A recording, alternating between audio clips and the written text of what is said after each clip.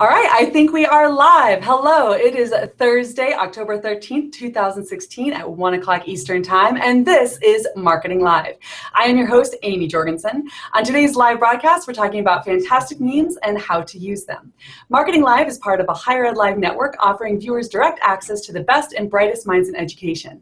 Live broadcasts allow viewers to share their knowledge and participate in discussions around the most important issues in the industry. Today's live viewing experience is powered by Maestro, the premier marketing tech platform for broadcasters. All episodes of Marketing Live are free and accessible in the video archives at higheredlive.com and in podcast format on iTunes.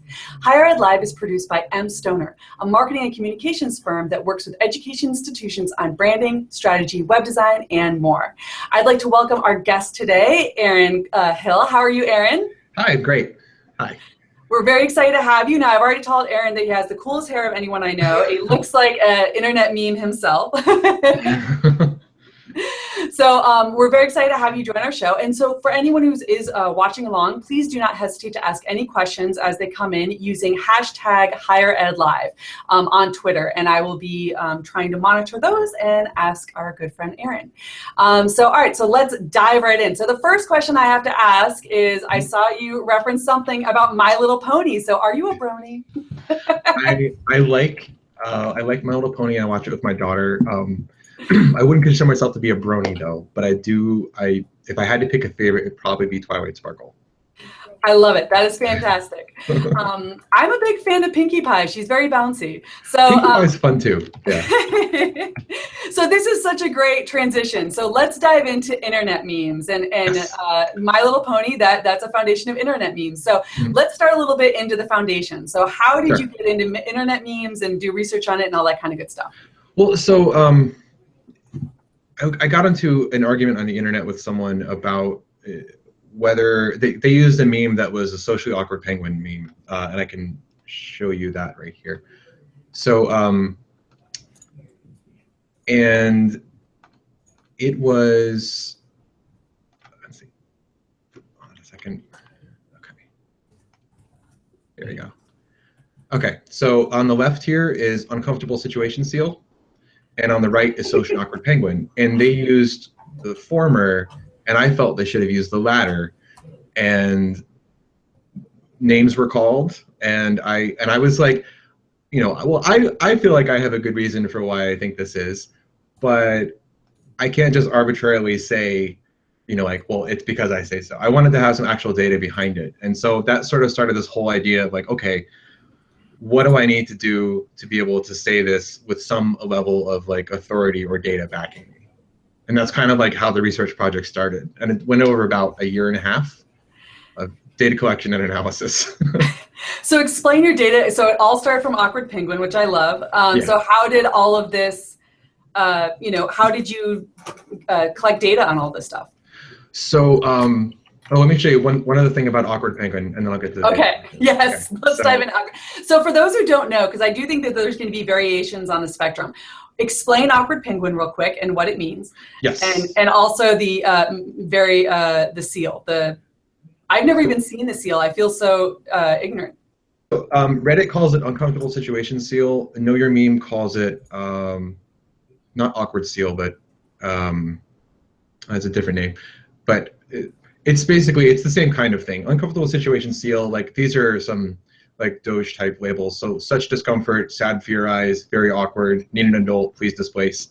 It's a situation where you're in an awkward situation that you didn't cause. It's like you're just like you're in an elevator and someone else farts really loudly. Like that's that's kind of like what it is. And then socially awkward penguin is oops, TIFU, like today I messed up, very awkward, shark pants, BRB, not really. It's like, oh my God, I just did something super embarrassing and awkward. I need to get out right now.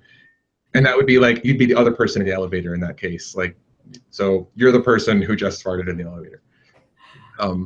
So that's like, they're very different. They're very similar though, right? So they both have very awkward. And so it's very easy to get them confused. This is just part of the presentation. So that was the discussion where someone was wrong on the internet. To get into and you yelling at them on Reddit? Yeah, on Reddit. so um, so yeah, so that's what kind of how it started.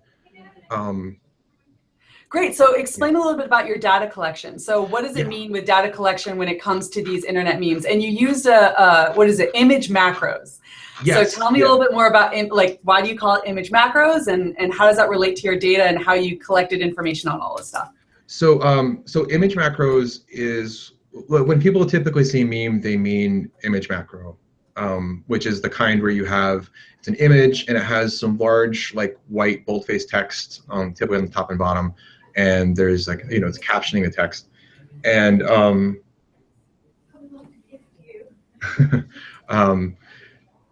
but they're not the same. Like meme also includes like there's text memes, there are cultural memes, there are all kinds of different things. The word meme was actually coined by Richard Dawkins to refer to like kind of like a transferable idea unit, in the same way that gene is like a transferable genetic unit.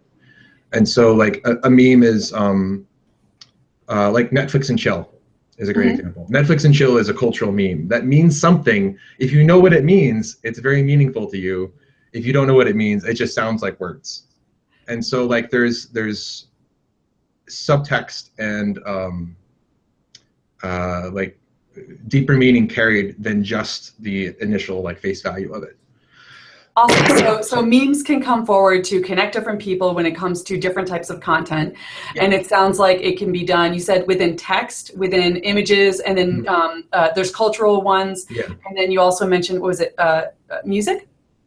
Yeah. So, oh, there was an article I saw recently about what do they call it? Like some kind of whoop or something, but it's a minor third. It's like, whoa, like, and that shows up in like every song ever right now. And that, like, I don't know why, but some producer somewhere decided that that was a thing that they were going to use. A long time ago, there was a track by the Winston Brothers called Amen Brother, or by the Winstons called Amen Brother, and there's this drum break in it that's really awesome.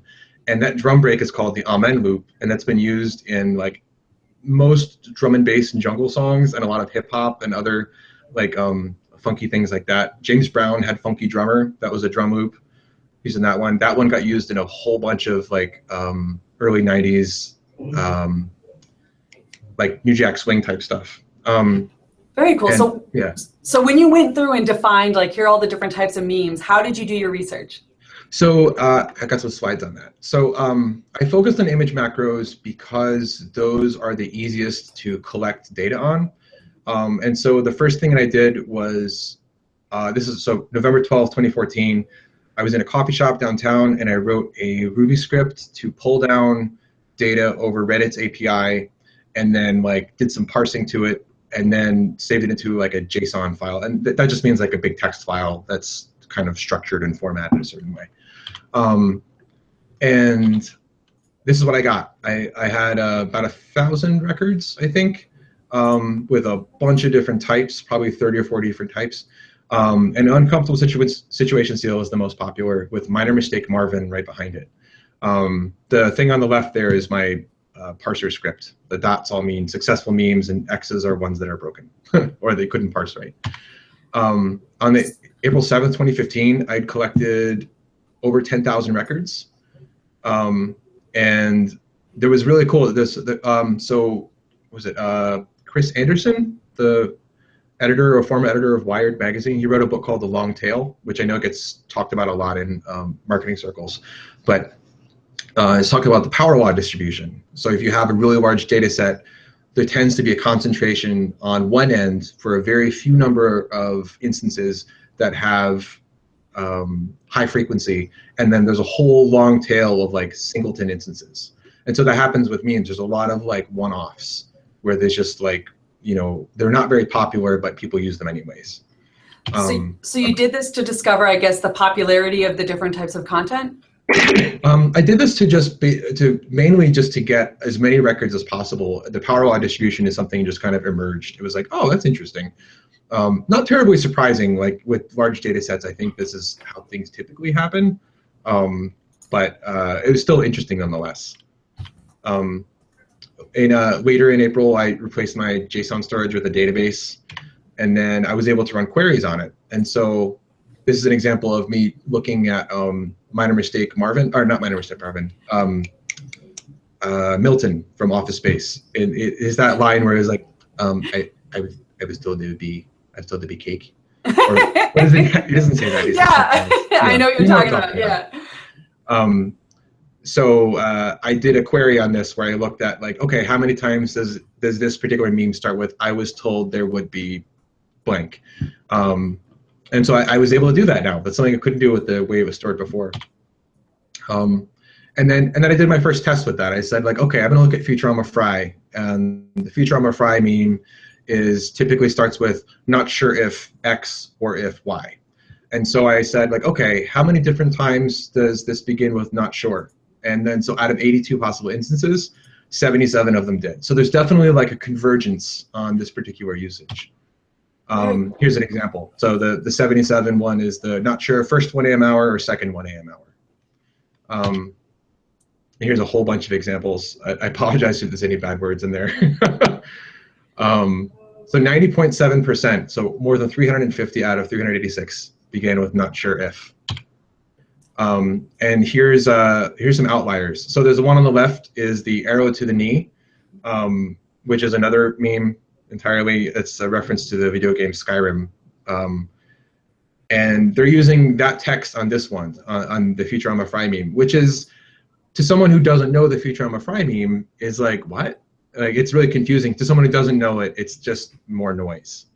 The one on the right is really interesting because it's answering the question asked by what the meme should be otherwise. So the meme is implying not sure if loud noises or actual gunshots, and this is just like, it's gunshots. Like there's just no, the title for this one, the title text was, I think it was Independence Day in like Texas or somewhere. So like, it's gunshots. It's people celebrating but shooting their guns. So it seems like there's a whole nother level of memes and then things that are underneath it. So you can get into a very dark place on the internet. Yes, yeah. So, do you want to talk about the Netflix and chill thing more? We were talking about. Yes, so let's dive in. That's a really good transition. So let's dive in a little bit to the different types of memes that exist out there and the effective ways to actually use them in our jobs. So, for example, I work at the University of Virginia. How can I use these memes? Because one of the biggest things is like we want to have content that's relevant. It's going to draw interest from our students, but at the same time, I don't want to look like a tool. I don't want to look like someone who's going to be posting something out there that, it's, why is she trying so hard? Yes, yeah. So what do you recommend in some of the situations? How can we actually use some of this stuff? And I think let's first explain what Netflix and chill is, because believe it or not, at the University of Virginia, I have someone I work with who insists that I use Netflix and chill and wants me to advertise to every student at the University of Virginia that we have career fair and chill or meet an employer and chill. And I'm like, no, we should not do that. So that sounds like a timeline waiting to happen. So explain a little bit about what Netflix and chill is, and then talk a little bit about the appropriateness of using memes and keeping them relevant. Okay, so Netflix and chill means it's a neologism that I think it came out on Tinder first, or at least on like online dating worlds, that sort of place. And it just means like basically getting together and having sex, like it's just casual sex. Mm-hmm. And so when people say that is almost universally what they mean, unless they don't know what it means and they just think that they're being hip. And so this kind of gets back to like using memes correctly. The first step of that is to listen and to know how are people using this and what do they mean, and to understand that like even though it may have like an initial face value, like understanding that there is subtext to it. So it's not just Netflix, like you aren't just getting together or I can show you the slide for this. You aren't just getting together and like hanging out and eating popcorn. There's stuff happening here. And if you are the outlier that uses it incorrectly, you're gonna have sad times. And apologies to fans of Doctor Who. So this is my takeaway here. If you deviate from the common usage of a meme, David Tennant gets left outside in the rain. Aw. He's so Yeah. so dive in. How do I use them effectively at work? Okay. So oh, and before we do that, so we before the show we talked a little bit about one of my favorite websites in which which I've used to research memes and figure out, how do I know what this expression means or what this meme means and how popular it is and all that kind of good stuff. So do you want to mention what that is? Yeah, knowyourmeme.com. It's excellent. They have been doing so much research. Their research body it dwarfs mine. Like I've got like nearly 30,000 records collected of instances, and they have all kinds of stuff. They're awesome. They're a great, I would say they're one of the more authoritative resources for meme usage and meanings. And they cover image macros, but they also cover like things outside of that too. So if you're ever thinking about using one, that should be your first stop, and also Urban Dictionary. If it's a text meme like Netflix and chill, go to Urban Dictionary. You'll see about 10 or 12 different meanings for it, but you'll kind of get a gist for what it means from those. Certainly, and sometimes it's not always what you think. So for example, lit is very popular right now, L-I-T. Yeah. And with a lot of my older constituents, they're like, we can't use lit because it sounds like you're just talking about pot. And it's like, yeah, no, that may have been what it was, but now we're at the point where lit means, it's really cool, like it's really dope. And they're like, you can't use the word dope because that obviously applies to pot. It's like, yeah, but not in context anymore. So right, yeah. Yeah, the meanings of those have been hijacked. It's early in the presentation. There's a slide, I haven't shown it, but I call it memetic corruption, where the meaning of a meme kind of gets corrupted and transformed into meaning something else. Like the word literally. The word literally has a very specific meaning, and it's different from the word figuratively, but people use them interchangeably. And I think that the definition for literally, let me find the slide for this, because that I actually have it. If I had $1 for every time I heard someone say that word incorrectly, it's like, I don't know if you've ever seen the show Archer. They reference it all the time, like stop using this incorrectly. Yes, yeah. Actually, here, this is a good example. So we were just talking about Netflix and chill. I'll show you this part of my presentation. And I'm very excited that you're doing all this for us because I wasn't able to see your presentation at ESU Elements. Oh, it was so great. It was so much fun. So emergent properties are effectively what the meaning of a meme is. And so it's a property which collection or complex system has, but which individual members do not have. And so this is another good example, is of these 3 icons of fruit, which one would be inappropriate to send to a coworker or to put onto like a flyer that you send out at university? I'd probably say, what is it? Very inappropriate. I'd probably say the only one that's good is the strawberry. Okay, so they're actually all bad. The strawberry and the peach are similar meaning. Oh no! So if you found it inappropriate, think about why that might be. And so the meaning of the meaning that it's carrying with it, that you understand the subtext in there, that's the meme. That's the concept that's getting passed along. Yeah. And so Michael Everson from Evertype, everyone knows eggplant is an erection and people sex with the vegetables, but that does not make a substitute for language. And I say, or does it? It totally does. You can totally communicate with images and memes. Yeah. So when you're asking what does it mean, like whether you're using a text meme or graphics or song or whatever, you want to say like, how is it used? And so in this case, like eggplant or Netflix and chill or uncomfortable situation seal, the meanings are a function of their usage, which is different than words, which their usage is a function of their meanings. So dog, fart, and pants all mean what they say, usually. And so the word literally has, this is so sad. So it either means in a literal sense, or it means used for emphasis while not being literally true. It's so not okay. Right, right.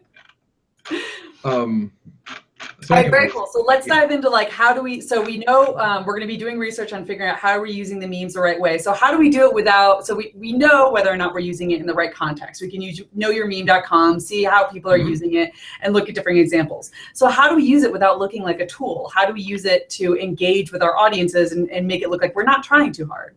So the first way is you want to make sure that you're using it consistently with the common usage. So if you're going to use Netflix and chill or anything and chill, you better mean, you know, the casual sex, or at least understand that it carries that meaning and use it appropriately for that. So if you're having, maybe there's like a sex ed class or something, and it's like learn and chill or something like that, that would be appropriate. It's kind of saucy, you know, it's a little edgy, but like it's at least in the right arena and people will get it. And that's kind of cute and clever. Using it to talk about career fair, not so much. Maybe don't do that unless you're in a very specific industry. Oh no. Another example is, so this is especially interesting, the emoji for the super big happy grin face on all of the Android and the Microsoft phones, it all has a super big happy face, but on the Apple one, it looks very cringy. Yeah. And so people interpreted it to be a lot more negative than what it should have been. Even though like it's the same Unicode characters getting passed through, but they're it's getting interpreted the wrong way, even by the phone.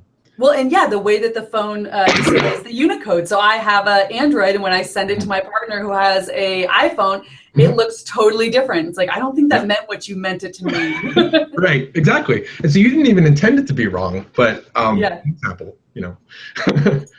So when using image macros, at least, you want to look at, okay, how are most people using this?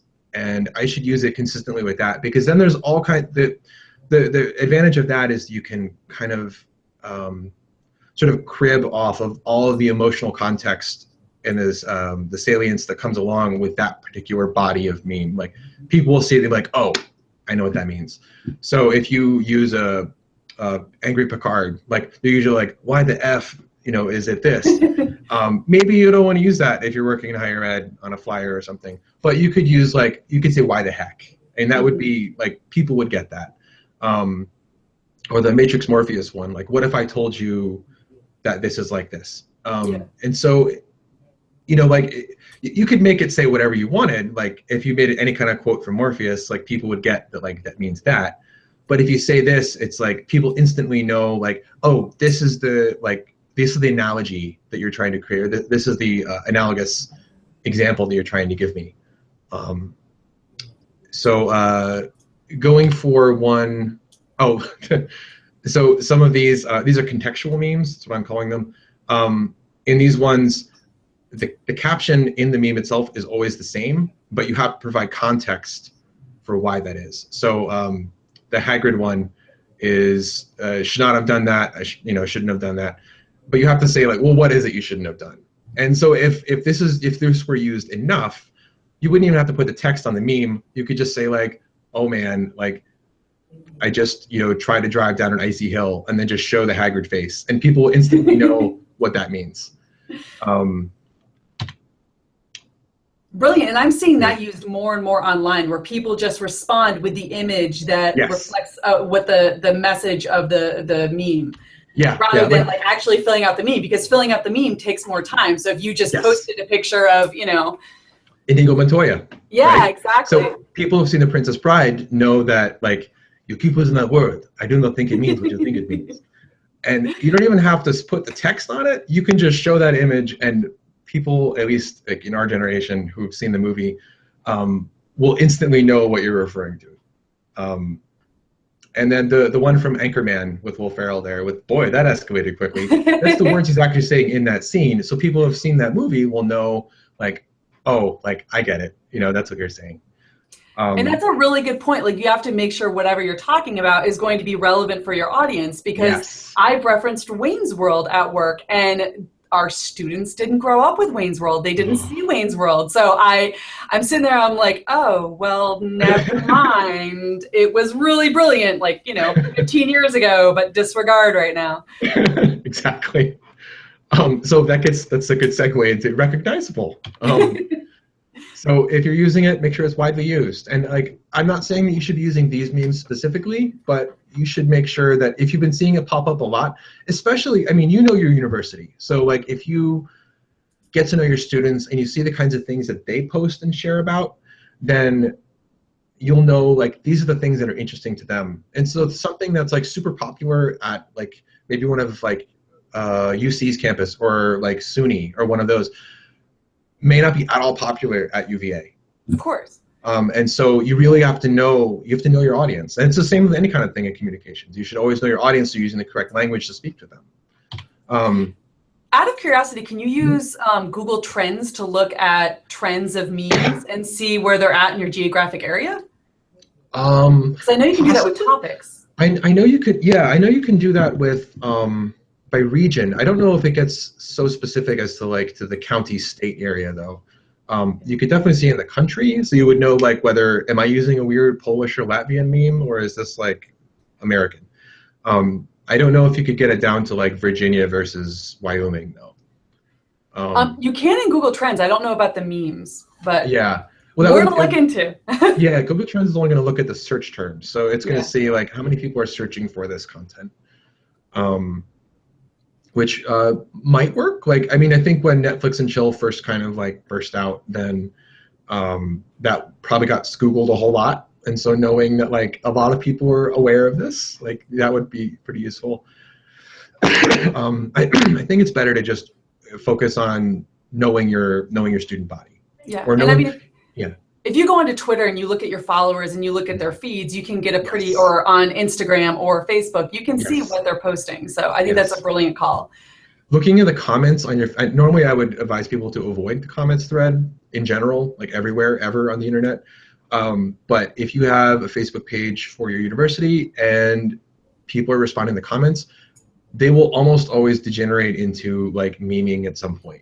Mm-hmm. The popcorn GIF when it comes up a lot in comments when it starts getting some drama, but those things will come up eventually, and you'll get to learn like the language and the parlance that people are using. I think that's an excellent place to start. But like listening, 2 ears and 1 mouth. All right, great. So we've found out which memes we should be using. We're making sure that they're widely being used. So what's our next step? Like, how do we make sure that we're making sure it's in the right context? Mm-hmm.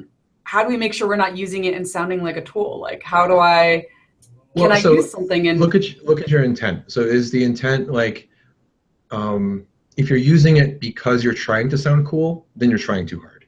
If you're using it because this is really appropriate right here, like I'm trying to express this idea or this concept, and this particular meme fits. And so like earlier before the show, you and I were talking about the Microsoft thing. Yes. Which I don't know if, let's see.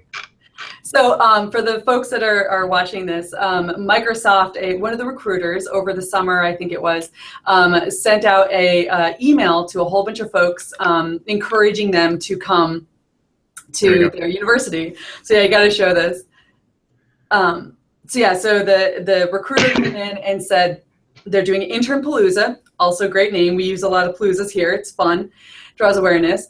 But more importantly, we're throwing an exclusive after party the night of our event, and you're invited. There will be hella noms, lots of drink, and the best beats. Just like last year, we're breaking out the Yammer beer pong tables. So at a certain point, you got to look at this like, did you just say hella noms?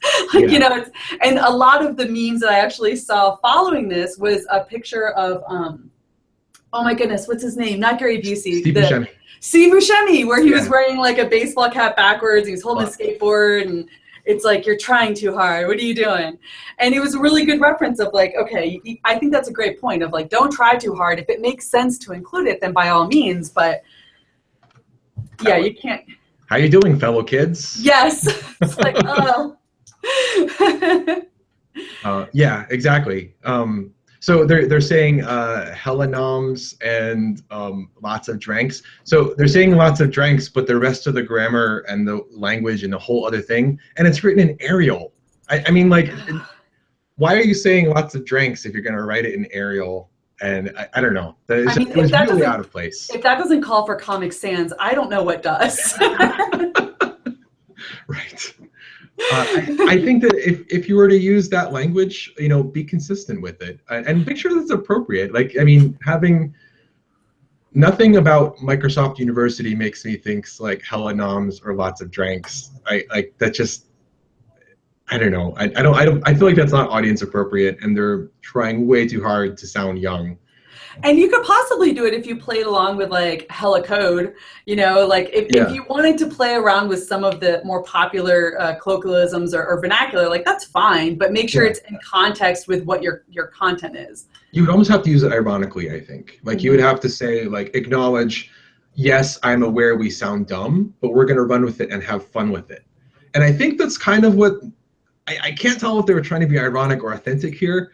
It could really go either way, but if they were trying to be ironic, they didn't go full bore with it. It was only a half measure. They should have gone a full measure. Yeah. It was on 7-Eleven. I'm really surprised they didn't go with like a Slurpee reference. Slurpee reference, yeah, or like Simpsons or like convenience or something. I think that Adam, what is his name? Adam Conover from Adam Ruins Everything was talking about how we should basically stop using millennials, which please, everyone just stop using the M word. Just stop. Don't do it. Because we have all this like weird perceptions of what millennial means and everything. But he was saying that, where was I going with this? Are you having an old person moment? I'm having an old person. I don't know if I'm a millennial or not. I'm born in 1980, so I think I'm like right on the edge. But like using something that, and I remember what it was. He was saying that if you're going to speak to younger people, just be genuine and be authentic. Like if you want to use, like they will respond far better to, if you're doing it on 7-Eleven, make a 7-Eleven reference and then like run with it and then say like, oh yeah, for your convenience, there will be all kinds of drinks, Slurpee drinks here. You can have. And maybe like the younger people won't get the reference initially, but they will recognize like, oh, okay, I get it. They're trying to do a thing here. I don't know what that is. I can go on Google and look it up. Mm-hmm. And I guarantee you within 10 seconds, they will have figured out like, oh, I get it. Oh, okay. And I think that, based on the things he was saying and like own personal opinion, I think that being authentic and genuine in your communication will go a lot farther than trying to sound like you're being cool. No, I think you're exactly right. And so use a meme only when it really makes sense to use it. If you would use it as an individual, don't use it and force it. Because anytime you try to force any type of communication, you try to make it too cool, it just doesn't work. Yeah, bad news bears. See, I get that reference. Yeah. I don't know if our kids nowadays would, but probably not. All right, very cool. So are there any other lessons you would like to give us when it comes to memes and some of the research that you've done, like best practices before we end our session? I don't think so. I think that like listening and observing first is probably like, if you feel comfortable with what you know about this particular one and you feel like you have a good understanding for it, awesome. And if not, if you want to know what the young kids are doing, Know Your Meme is a great resource. They cover all the current ones. Here's a great one. Really quickly. So if you were to use a Pepe the Frog, it was a popular thing on 4chan, and it had a specific meaning to it before, but it has a lot of associations with Trump right now. Like a lot of the Trump supporters are using Pepe to kind of like sort of indicate that they're Trump supporters. And so if you're a university and you're going to use that frog, you should know that it carries with it that certain context. And another one is here at Cornell, our police sent out a thing saying something about like all lives matter or something like that. And they got a lot of emails back. And you're cringing. You know what I mean. They weren't aware. They were just looking at it as just words. They didn't realize that that was sort of like a kind of a controversial response to the Black Lives Matter movement. Yeah. And so they sent out, they're awesome. Like Cornell police are great people. They sent out a very apologetic and empathetic email in response to their previous one, and they get it, and it's great. But that just is another example of how if you're communicating something, understand and know the words that you're using, because otherwise you can really trip over yourself. Well, and just be honest. Like, they made an honest mistake. Everyone does it, and just own up to it and move on. And I think that's, I mean, we've learned that with a lot of celebrities. Once they own up to something, if they did make a mistake, then people are a lot more likely to forget. Whereas if you continue to lie about it or pretend like, oh, well, you just didn't understand. If you get angry about it, they're just going to, you know, they're going to harp on that forever. And I've seen a lot online that I think you might have a good perspective on, is that people are trolling other folks with Unicodes. So they're going on and you know, posting a whole bunch of snakes or a whole bunch of, apparently someone said something about Beyonce. And so people are going on this person's website and posting a whole bunch of bees and comments on their Twitter or Facebook or what have you. So can you talk a little bit about those and how Unicodes, or also known as like, are they called emojis? So are they ever called emoticons? Is that still a thing? Or? I think emoticon is the God, that would really sound old. Emoticon is when you have like colon parentheses. That's like okay, perfect. Yeah. So emoji is when it's specifically a graphic. So the emoji, and I think that your point before of looking up what the emoji looks like on different platforms is very important before you share it, because MailChimp gives you the possibility, like gives you the opportunity to use emojis in your subject lines and within your content. So making sure it shows up right.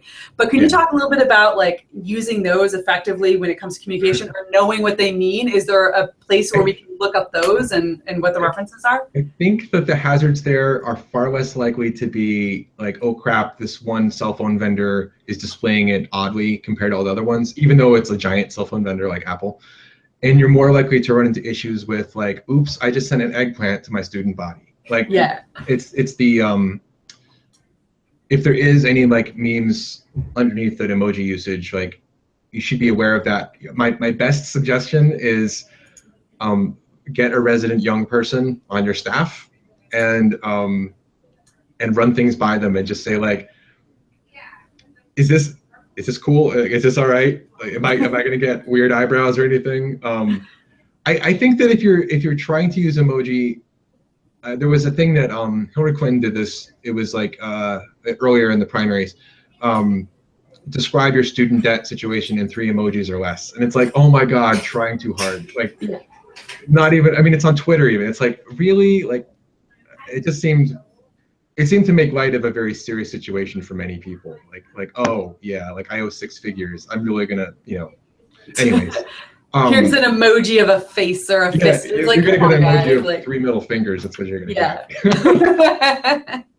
But I mean, if it's appropriate, if emoji is an appropriate medium, you know, if you're having, if it is over like a text message alert system for your university, or if it's